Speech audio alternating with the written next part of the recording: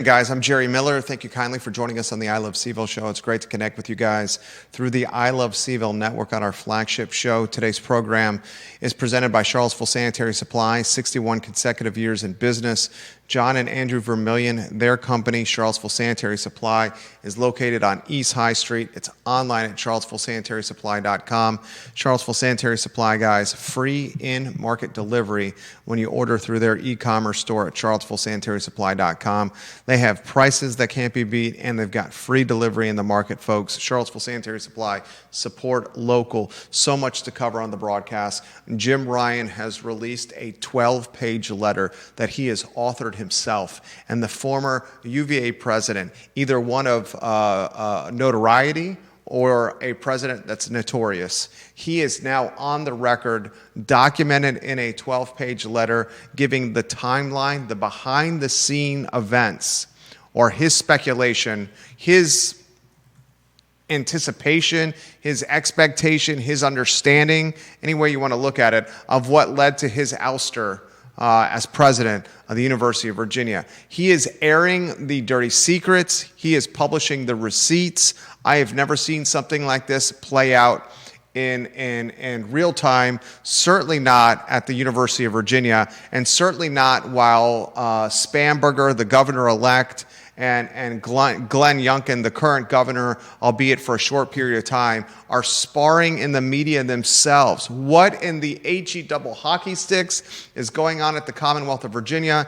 and what in the HE double hockey sticks is going on at its flagship university, Thomas Jefferson School, the University of Virginia. We're going to try to unpack it on today's show. You got the Faculty Senate in the mix. You got the Jefferson Council in the mix. You got a Board of Visitors that's absolutely being hung out to dry by Jim Ryan.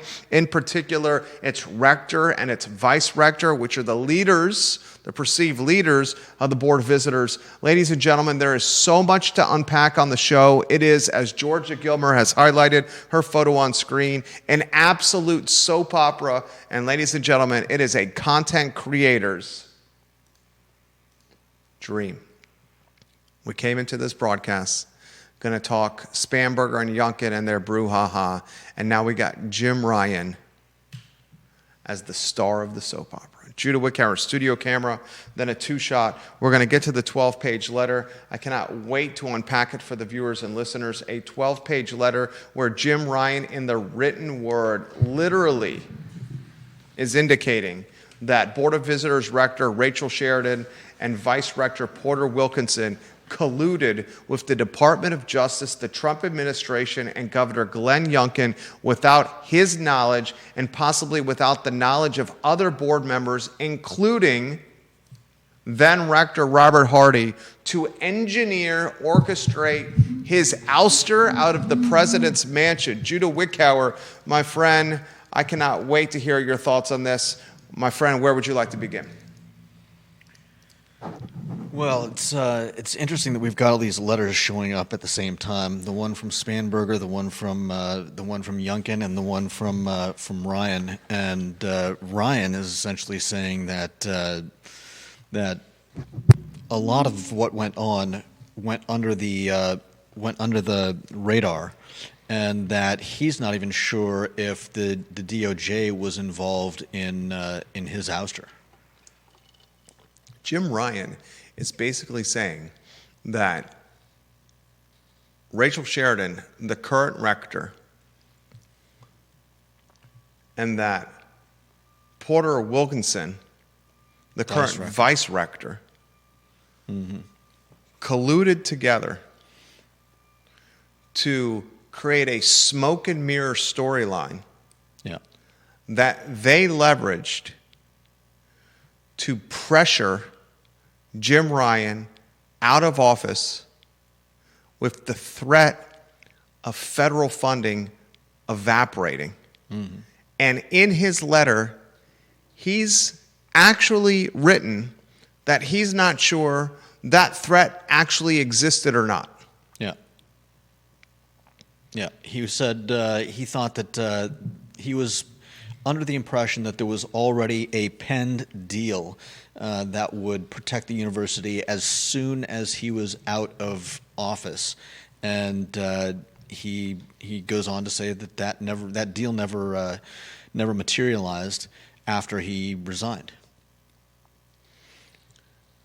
This is wild. Rarely No doubt. do you see someone in a position of prominence and power like Jim Ryan airing the dirty laundry and the deep, dark secrets of what led to his oustering. Yeah. Now, Jim Ryan is papering the trail mere hours after the governor, Glenn Youngkin, rips the governor-elect, Abigail Spanberger, who, in not so many words, ordered the current Board of Visitors to slow down the presidential hiring search and wait until she gets in office in 2026 so she can remake the board and her Democratic left-leaning ideology potentially impact the hiring search, the hiring process, and to cherry pick a president of UVA that may or may not better fit her platform, her MO, and her ideology. I'm still convinced that Jim Ryan may even be president of the University of Virginia again in 2026, with Abigail Spanberger maybe using some political clout and some political pressure to bring Jim Ryan back from the dead. I could see that. Youngkin rips Spanberger. Spanberger rips the board. Jim Ryan rips Youngkin, rips the rector, the vice rector, the DOJ, federal funding. This is a soap opera. This is crazy. And some of the things that Jim Ryan states in his letter are refuted by some of the things that Youngkin puts in his letter. There was in Ryan's letter there was which is 12 pages. Talk about the fact that that a lot of the stonewalling that seemed apparent during previous to his resignation, a lot of that was seemingly engineered by Porter and Rachel. By Porter Wilkinson and Rachel Sheridan, while they were not yet rector and vice rector, right? While one of the top benefactors of the University of Virginia, who's got a football facility named after him, Robert Hardy, was still rector of the Board of Visitors. Jim Ryan, in this 12-page letter, is saying Rachel Sheridan and Porter Wilkinson, while they were on the Board of Visitors, but not yet the rector and vice rector, went behind everyone's back. Yeah.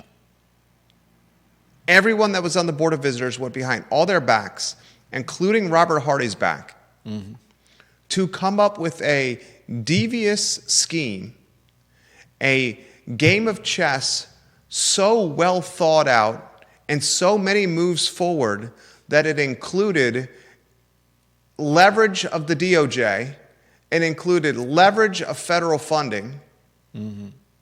It somehow integrated Glenn Youngkin and that media circus he did where he said DEI was dead on Fox News. We talked about that on the show. Everyone remembers that. Yeah. A smoke and mirrors game that left Jim Ryan with little option to resign within a 24-hour period of time. Yeah, including the suggestion that he resign after initially speaking with Paul Manning, who he claimed as a friend, had said, no, hold on, wait and see where this goes, and then came back a day or two later and said, you know what, I think it's up to you, but I think it might be time to resign. And Paul Manning is the namesake of the biotech school. He gave a 9-figure donation to the UVA Biotech School for naming rights. That biotech school eventually gets AstraZeneca and $4.5 billion to the area. Put in perspective for the viewers and listeners the Jim Ryan Paul Manning conversation and Manning's counsel to Jim Ryan during all this again. Viewers and listeners, you need to hear this from the 12-page letter. From the 12-page letter, Jim Ryan talks about Paul Manning as a friend and says that they had, I think Paul Manning and Rachel Sheridan and Porter Wilkinson were the three board members that he actually spoke with around this time, at least directly. And after being told multiple times by Rachel and Porter that he should keep this on the down low, not talk about it with anyone, he spoke with Paul Manning. Paul Manning originally told him, do what you're doing, keep doing what you're doing, and then came back a day or so later.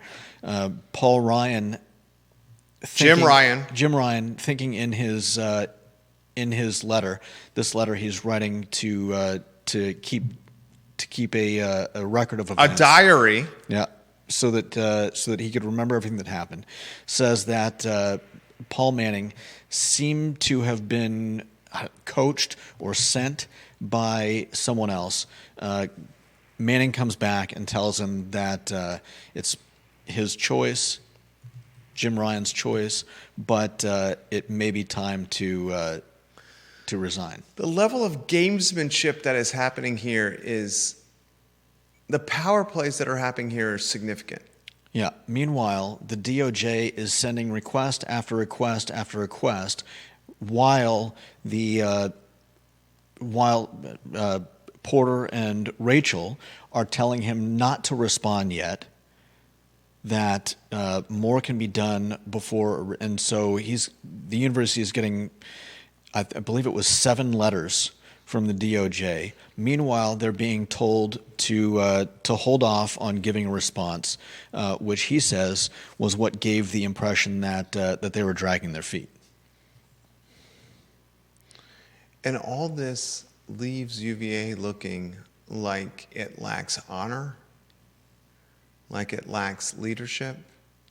Not just UVA. I mean, obviously we know what our political environment, what our politicians are like. But UVA is at the center of this. I know. I'm just saying. UVA is the Ringling Brothers of the circus.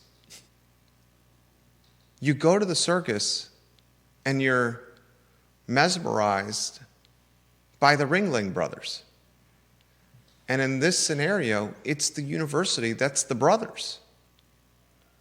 They have a power play, a power grab from both sides of the aisle that now involves the current governor, the governor-elect, the DOJ, federal funding, the Trump administration, Jim Ryan, Paul Mahoney, the former rector, Robert Hardy, who's one of the most significant benefactors in UVA history, an even more significant benefactor in Paul Manning, the current rector and Rachel Sheridan, the vice rector and Porter Wilkinson, the Jefferson Council's in the mix, the UVA faculty is in the mix, the UVA Senate is in the mix. There's still no president. I would be willing to bet $20 or $50, maybe $100, that when Spanberger's in office, Rachel Sheridan's days are numbered. I would be willing to bet almost the same amount of money that Porter Wilkinson's days are numbered. You can count on one hand when Board of Visitors members were ousted in the middle of a term. When's the last time, that's a John Blair question, a rector and vice rector have been ousted? I got to think malfeasance and malpractice is what Spanberger is going to use to clean house at the BOV. Spanberger wants the BOV to pump the brakes because she wants her say. She's a UVA grad, Spanberger. She wants her say into who the next president's going to be. Youngkin's rebuking Spanberger, saying, overreach. You're not even in office right now, and you're trying to use your clout to tell a public university's Board of Visitors not to hire their next president. That's bogus. The current BOV, which is Youngkin appointed, should be sprinting to the finish line to hire the next president. You think? I don't think it's going to get done. If you're the current Board of Visitors and you're sprinting to the finish line to hire the next president, and you're the guy that's picked for the job, the gal that's picked for the job, why would you take the job knowing in a mere weeks Spanberger is going to come into office and rain holy hell on the Board of Visitors, and you may be a lame duck president, like a lame duck coach who loses its athletic director? That's fair, although Youngkin does allege in his letter that the search has already garnered significant interest, yeah, significant engagement by the hiring committee, by the search committee, the headhunters. Not to mention people, throwing their hats in. They have a third-party headhunting firm that they're paying significant amount of money to hire the next president. They've got a lot of time already invested. Who's wrong? Who's most wrong in this scenario? Okay, let me ask you this question. Is Jim Ryan in the wrong for airing a timeline of events? He resigned in when? July? Yeah. Was it July? I think so. Is Jim Ryan wrong for airing a timeline of events that led to his resignation in a 12-page letter to faculty, which was released today? Is this just like he resigned June 27th, Jim Ryan? And here it is, July, August, September, October. We're almost 5 months since his resignation, and he's showing the receipts and airing the dirty laundry of the behind the scenes of what happened. Here's a straightforward question to you viewers and listeners, and one to you, Judah. Is this a good look for Jim Ryan, a bad look for Jim Ryan, or is this a way for Jim Ryan to paper the trail to help his personal brand at a later stage and maybe trampoline him back into the president's office as if he's a higher power walking on water, taking the fishes and the loaves to feed the hundreds? I'm wondering if he was just waiting for some people to basically stick their feet in the trap, say things that were easily, at least from his perspective, easily refuted. For instance, he talks about, as I said, former President Ryan talked about the secretive nature of his communications with Rachel Sheridan and Porter Wilkinson, the unclear nature of whether they were actually speaking with the DOJ, and then we've got this letter from Glenn Youngkin talking about President Ryan's resignation, talking about being briefed, and it's clear that neither the DOJ nor the current board leadership made Jim resign, which sounds like the opposite of what Jim Ryan is saying. Also talking about being advised that they persuaded Ryan to advance his previously planned resignation by several months. So he was planning to resign already? He'd highlighted that he was already planning to resign in the past. Okay. He'd made that reference. He also made the reference he's resigning in June, when he resigned in June, that he was resigning for the betterment of UVA, which alluded to the loss of federal funding. Mm-hmm. Depending on who you trust and what outlet you read, the federal funding yearly allocation to UVA is somewhere between $500 million and $1 billion. The operating budget for the University of Virginia, we learned from Bert Ellis, is about $5.2 billion. So if it's at bare minimum $500 million in federal funding that was at risk, had Jim Ryan not have resigned, you're talking 10% of the operating budget. If it climbs up to $1 billion, you're approaching 20% of the operating budget. Yeah. Regardless, this loss of federal funding was enough of a threat to spook Jim Ryan into resignation. And now the former president is saying, I'm not so sure that federal funding was even at risk yet, but they tricked me into thinking it was with the pressure of immediacy and urgency. Mm-hmm. By thinking I was under the impression, Jim Ryan, that the Board of Visitors, I had lost their support. Yeah. And he even makes reference of a colleague that counseled him that if you have no support of the board, you're a lame duck president. And now we know that counsel and that colleague is Paul Manning, who is the namesake of the biotechnology school. And Ryan claimed a friend of his. That's some friend. Well, unless Mr. Manning was tricked or pressured or puppeteered himself. Yeah. Was he tricked or pressured or puppeteered himself by Glenn Youngkin? Yeah.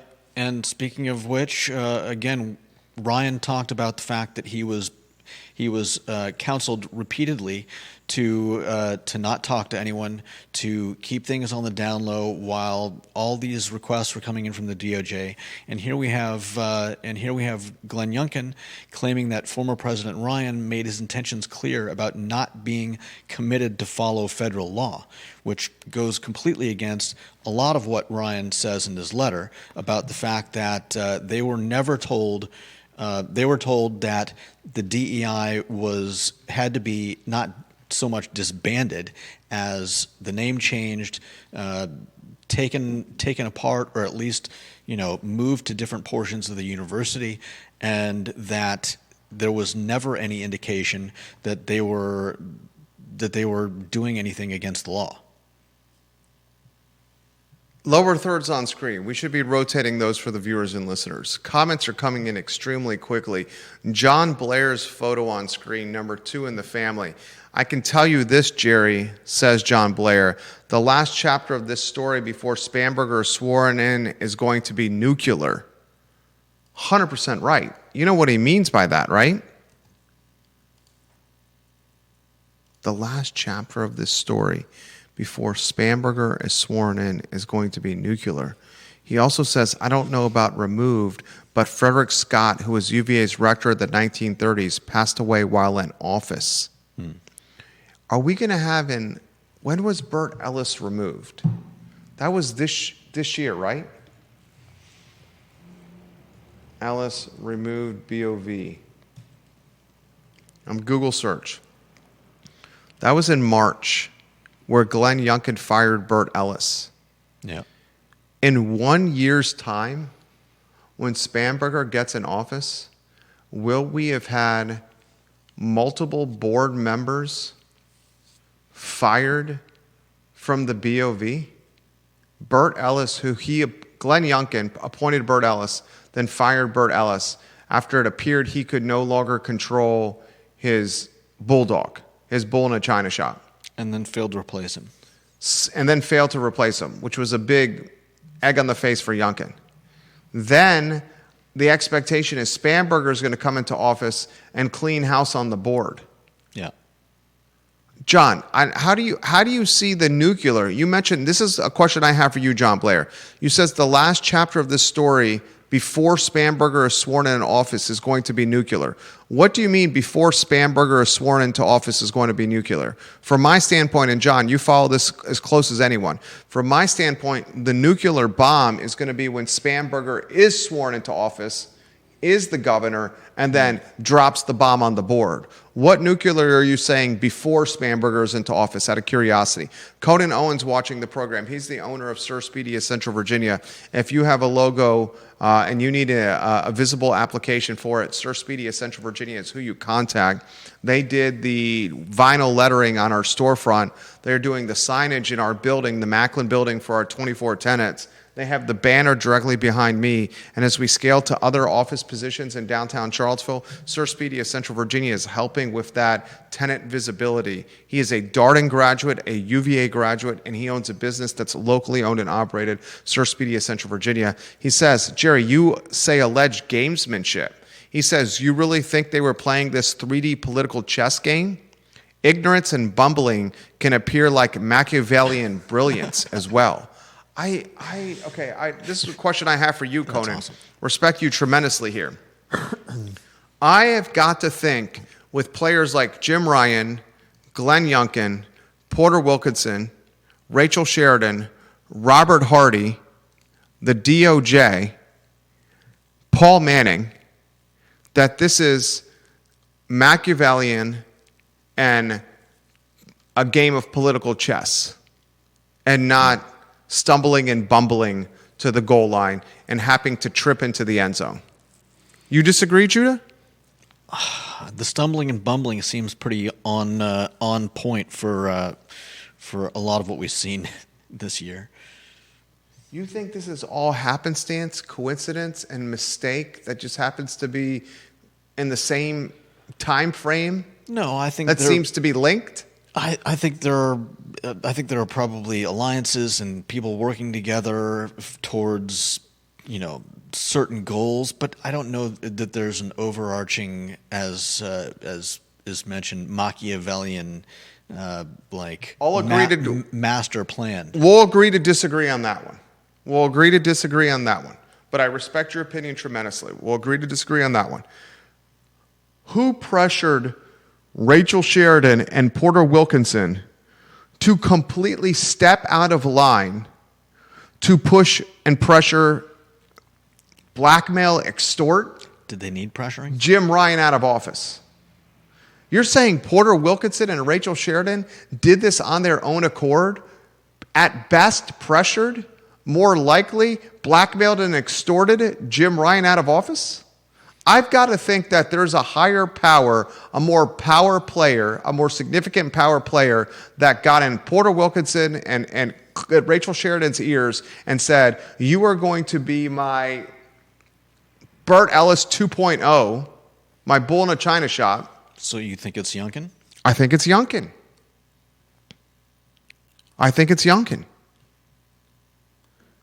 Jefferson Council in the mix, that headline on screen. The Jefferson Council yesterday writes this: in a striking act of political amnesia, Governor-elect Abigail Spanberger has demanded that the UVA Board of Visitors refrain from choosing a president until she can appoint new BOV members, when in fact the 100% Democrat-appointed Board of Visitors exercised no such restraint following the election of Governor Glenn Youngkin 4 years ago.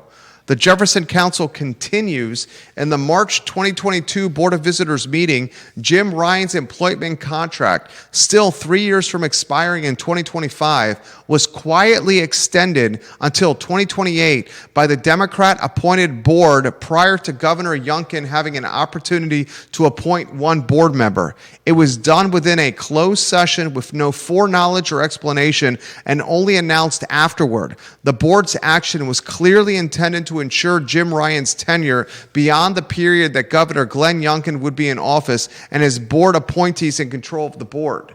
So here's the Jefferson Council saying, what are you doing, Abigail Spanberger? You're being a hypocrite, because the Ralph Northam-led board, which was all Democrats as Glenn Youngkin was getting to office, because Ralph Northam appointed him himself, they and DL behind the scenes, closed-door fashion, extended the contract of Jim Ryan into 2028 because they knew Glenn Youngkin was going to be the governor and he was going to completely revamp the board, which could impact Jim Ryan's status and tenure as president of UVA.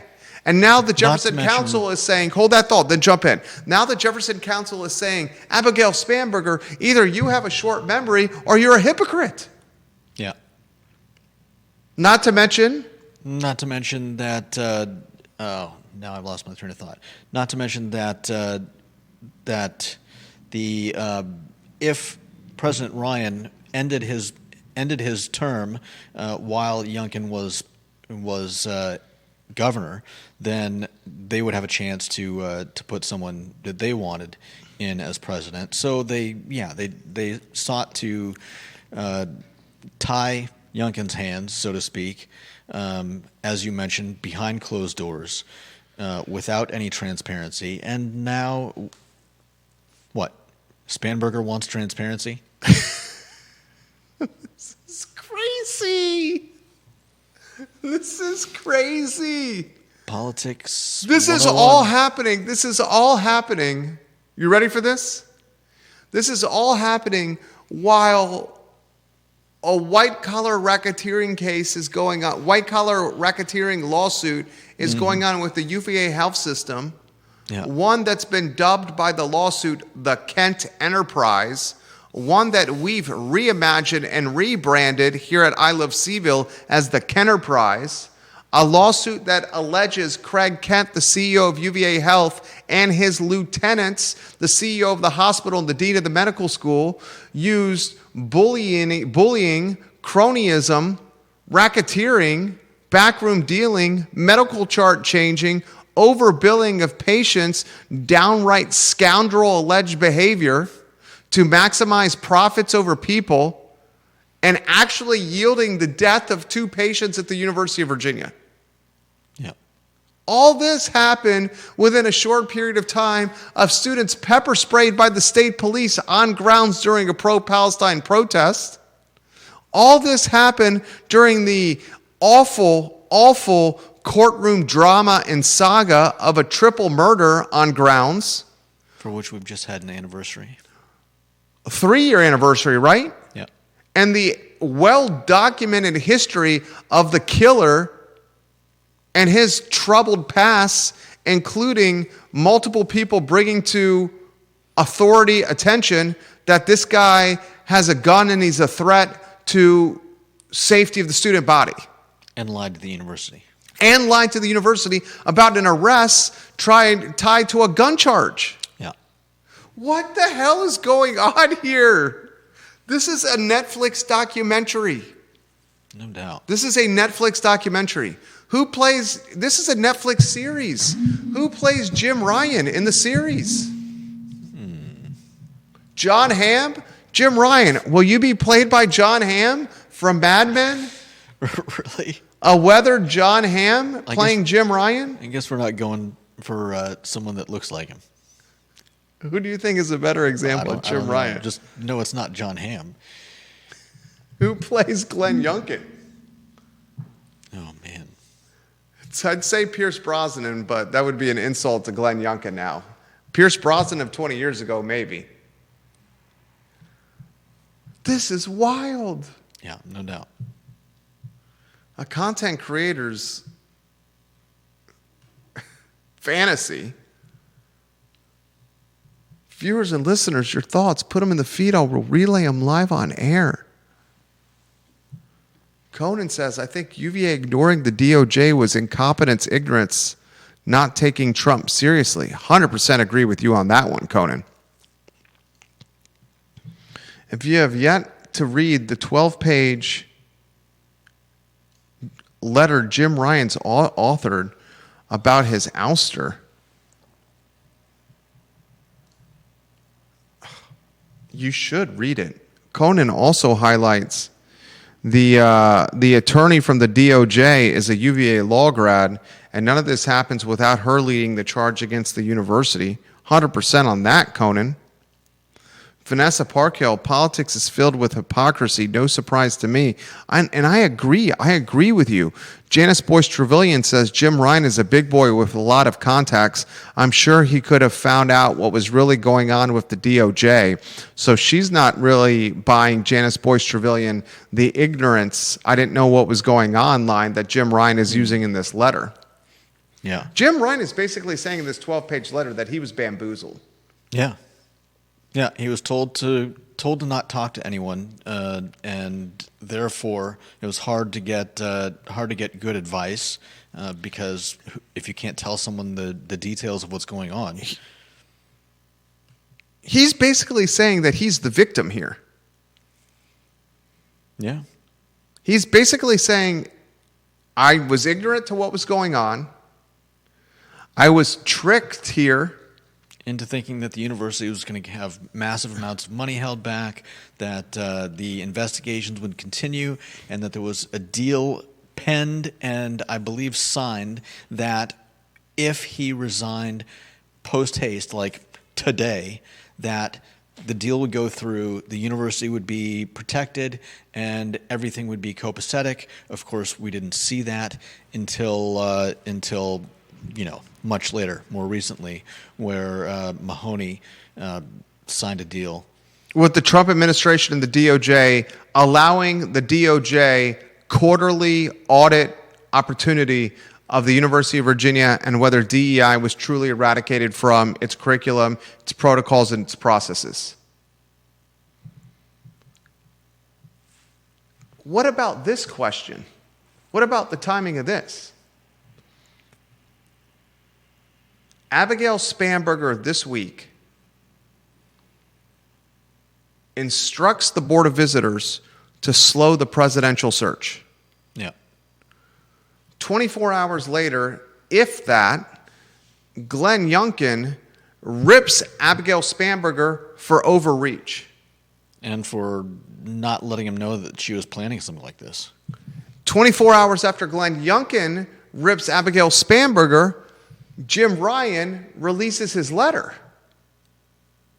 Was the release of Jim Ryan's 12-page letter that documented the paper trail of his ouster, was that done to counterpoint Glenn Youngkin's ripping of Governor-elect Abigail Spanberger for overreach and for failure to communicate with the current governor what's going on? I think in part it was also to lay the groundwork for... Okay. Okay. I mean, I'm not really sure. For his return from the ashes back into Cars Hill? Potentially, but I think also, the delay in him releasing it was in part, like I said earlier, to allow people to get their feet stuck in spots where they maybe wouldn't want to be. But whose feet got stuck in spots that may or may not have been? They didn't want to be here. Youngkin. For Youngkin's? one. Why? Because he went on the Fox News circuit and said DEI is dead at UVA? No, I mean more for what he says in this letter, like about talking about President Ryan not being committed to follow federal law, talking about talking about neither the DOJ nor the current board leadership making Jim resign.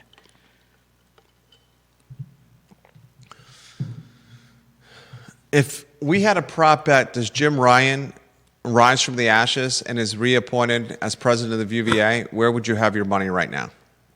I think I would have my money on him being back in the presidential seat at UVA pretty soon. If you were a betting man right now, your prop bet money, your Chauncey Billups money, your Terry Rozier money would be on Jim Ryan rising from the ashes and being the president again at UVA, a la Terry Sullivan? Yeah, I think so. Man, I don't think I would take that bet because I think that might be the case. We heard, remember we said this on the I Love CVille show? That we heard from a person in position of tremendous power months ago that Jim Ryan was going to be the president of UVA again? Yeah. Remember when we said that months ago on the show? I mean, he's essentially look at the letter that he wrote. Look at the letterhead.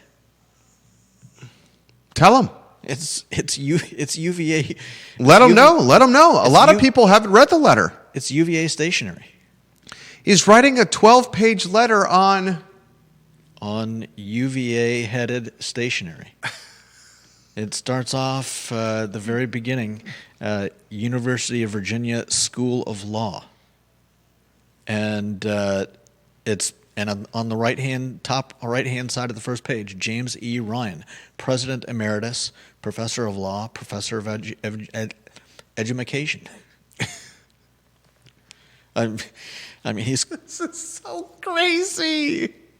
It's almost like he's just waiting for. I wonder if somebody told him, "Look, You're in the driver's seat, dog. just wait for the storm to blow over." Yeah. And while he's waiting for the storm to blow over, he still paid his presidential salary for 14 months. Yeah. The only thing that he's had to do was move out of Cars Hill, move out of the mansion. Yeah. And you know what's going to happen if he's named president again of UVA? His brand and his legacy. Jim Ryan, I've been told you watch this program. Now, I've been told you don't watch the program routinely, but when your name came up, I've been told you've watched multiple episodes of the I Love CVille Show. If you happen to watch this one, Jim Ryan, here's your plan of attack, sir.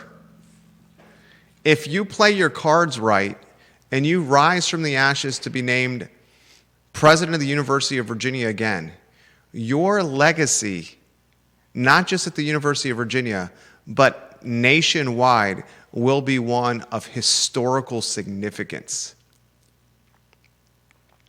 Your legacy initially as president of UVA would have been one that would have been commemorated, but most likely in the long run, forgotten.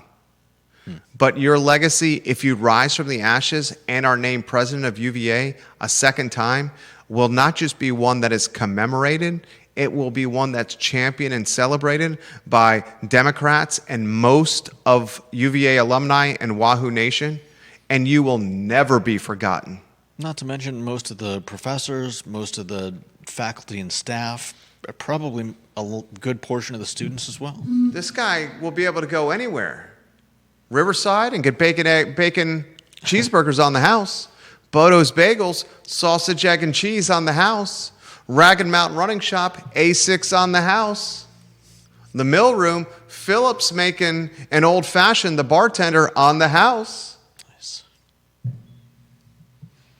Wow. And now we got the football team playing Duke on Saturday. They're 5.5-point underdogs over there, Judah? Is that what the line says on the lower third? Surprisingly, what you said is the line opened at 6.5. I guess Chandler's going to play. Give it a go. He's listed as questionable. Chandler, at least it's not doubtful or out. It's surprising that the spread went down with the uncertainty of his. Unless Vegas started the line on Monday expecting Chandler not to play at 6.5. And then their intel said, oh, maybe the concussion was not as bad as anticipated, and that's why the betting public started chasing the plus 6.5, so the line goes down. Vegas wants even money on either side because how they get their money is on the 10% juice, on the juice of the losers. Yeah. Crazy. If you don't have enough content and conversation for your cocktail and charcuterie party in Charlottesville in Central Virginia because of the water cooler of conversation, the I Love CVille Show, then folks, you ain't listening. Mm-hmm. Judah Wickower on point today. My name is Jerry Miller. Oak Valley Custom Hardscapes, who you contact for any of your custom hardscape needs. There are design offices on the downtown mall, and it's fantastic. Tim Hess, your point of contact. Oak Valley Custom Hardscapes. And remember, the return on investment on a hardscape is not just financial, it's a return on investment, ladies and gentlemen, of experience, of quality of life, and of memories. It's the weekend. Keep your money local in this community and support the businesses that you want to see make it. Because without our support of locally owned and operated, it's going to be big box that wins. And that's no good for anyone. No doubt. For Judah, I'm Jerry Miller. Thank you kindly for joining us. So long.